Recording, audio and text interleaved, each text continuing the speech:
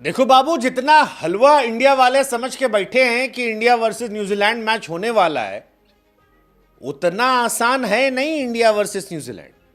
और अगर ये सोच के बैठे हो कि इंडिया वर्सेस न्यूजीलैंड तो ऐसे जीत के चले जाएंगे, कोई टेंशन नहीं होगी, कोई परेशानी नहीं होगी और वन साइडेड मैच है, तो मेरे दोस्त बड़े मुगालते में जी रहे हो।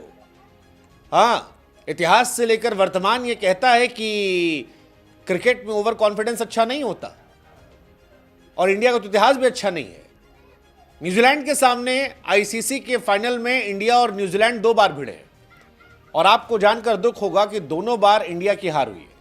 पहली बार स्टीफन फ्लेमिंग के ज़माने में इंडिया की हार हुई थी, इंडिया चैंपियंस ट्रॉफी हारी थी, और दूसरी बार केन विलियमसन के ज़माने में इंडिया की हार हुई थी।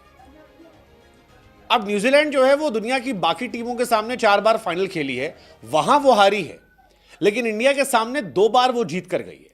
और जिस तरह से न्यूजीलैंड ने साउथ अफ्रीका को पटका है, जिस तरह से रचिन रविंद्र, केन विलियमसन या फिलिप्स का बल्ला चला है, वो भाई साहब परेशान करने वाला है। इंडिया को एक्चुअली में इंडियन से ही खतरा है, क्योंकि रचिन रविंद्र किसी भी दिन आपका दिन खराब कर सकता है। बाकी काम जो है वो मैट हेनरी, सैंटनर और उनके ब्रेसवेल जैसे गेंदबाज कर सकते हैं। तो अगर आप इस मुगालते में जी रहे हैं कि इंडिया आसानी से जीत जाएगी, तो बड़ा नुकसानदायक हो सकता है। हाँ, ये सच है कि इंडिया को एडवांटेज है, लेकिन बड़ी बात यह कि सब जानते हैं, सबको पता है कि इंडिया किस टेम्पो पे खेल रही है। इंडिया 4 स्पिनर खिलाएगी, ये आप भी जानते हो, ये हम भी जानते हैं। इंडिया की ओपनिंग जोड़ी तेज खेलने की कोशिश करेगी, ये आप भी जानते हो, ये हम भी जानते हैं। अब प्रॉब्लम ये बात न्यूजीलैंड वाले भी जानते हैं, और अगर न्यूजीलैंड वाला भी ये बात जानता है तो फिर क्या होगा गुरु?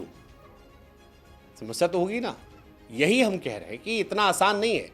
2019 के वर्ल्ड कप के सेमीफाइनल में भी न्यूजीलैंड ने हमें बाहर करवाया था। 2023 ओडीआई वर्ल्ड कप में हालांकि हमने उनको बाहर करा दिया था, लेकिन अगर इतिहास पे देखें तो 2023 के वर्ल्ड कप में हमने ऑस्ट्रेलिया को ग्रुप स्टेज में हराया था, लेकिन जब हम फाइनल खेलने गए थे तो ऑस्ट्रेलिया ने हमें पटक दिया था।